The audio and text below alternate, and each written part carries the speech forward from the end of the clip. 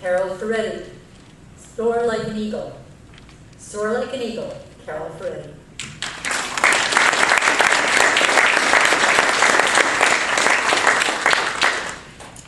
Have you seen those fools that throw themselves out of an airplane with only a sheet to save them?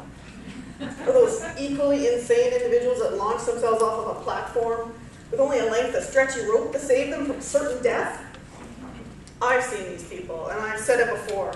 I would never, ever do anything like that.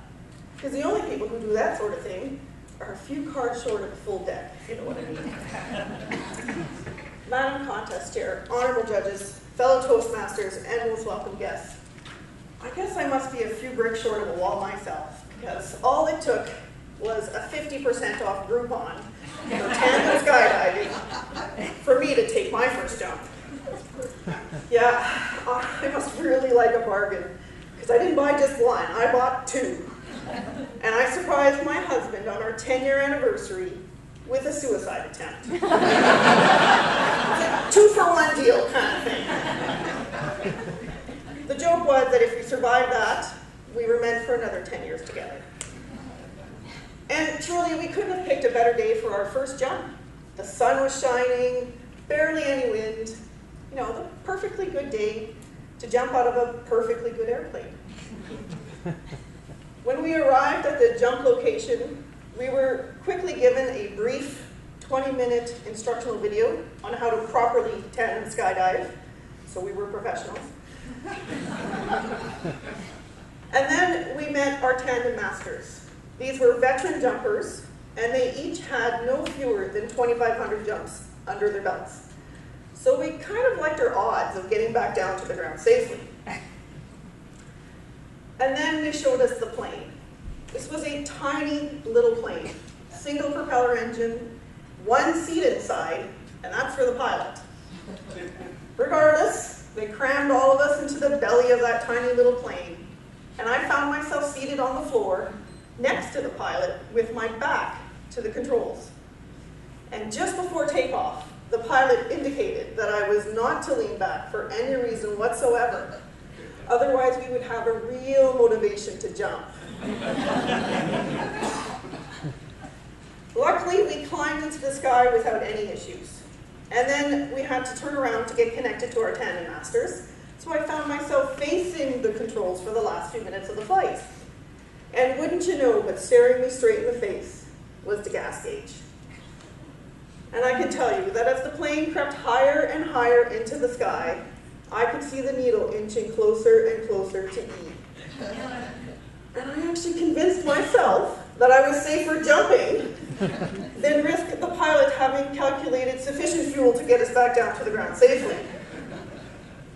So I gave a final thumbs up to my tandem master, and he opened the door of the plane, which was about an inch away from my side, and indicated that I was to put my feet on this tiny little step that was just outside the door. And I can tell you that it's very hard to keep your feet on such a small step when you're flying through the air, because it's very windy up there, and your feet are constantly getting blown off. And now truly in hindsight, I do think that they tell you to put your feet on that step so that you will concentrate on that step, and you will ignore that 11,000 feet of nothingness between you and the ground. Sure enough, next thing I knew, we rolled back, rolled forward, and I was tumbling through the air. My life was officially in my tandem master's hands. And I would just like to share with those of you who haven't yet jumped that initial sensation. It's one of sheer panic. It's this overwhelming feeling of falling. And well, you are falling at an increasing rate until you reach terminal velocity, which is, by the way, 200 kilometers an hour. Now, the good news is that it only takes about 10 to 15 seconds to reach terminal velocity, at which point that feeling of falling disappears, and it's replaced with a feeling of weightlessness.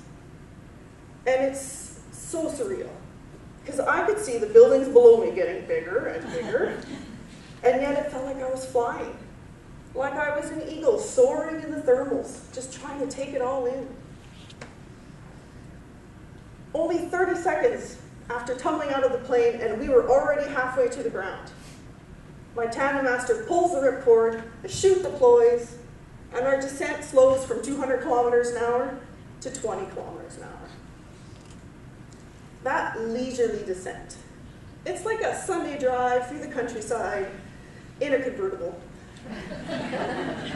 And there's very little noise compared to the gale of the free fall. It's so serene. There's no birds chirping or dogs barking, no leaves rustling or car horns blaring. It's just two people floating above the world on a cushion of air. I could see the ground below me with the perfect green, and the sky all around me, a nice deep blue, with only a few white wispy clouds from horizon to horizon. And I thought to myself, this is what an eagle sees. No wonder they live to fly. Only 5 short minutes after tumbling out of that plane, and we had already landed. And I found myself wanting to get right back into that plane and do it all over again. I get it now. I understand those fools that do this over and over again. There's nothing else like it. The views, the feeling of flying, the knowledge that you just jumped into the sky and came safely back down to the ground while riding on a cushion of air. And it gives you a different perspective of the world. Because skydiving is not just falling, it's flying. It's coming down from an incredible high, both literally and figuratively. And that different perspective is best exemplified by Amelia Earhart, who said that you don't truly know a tree until you've seen its shadow from the sky. And I get that now. And it's also a great metaphor for life, because sometimes it can feel like life is rushing past you, like you're in a free fall. And you just need to remember to pull the ripcord and slow down. But don't forget to take it all in. Madam Contest Chair.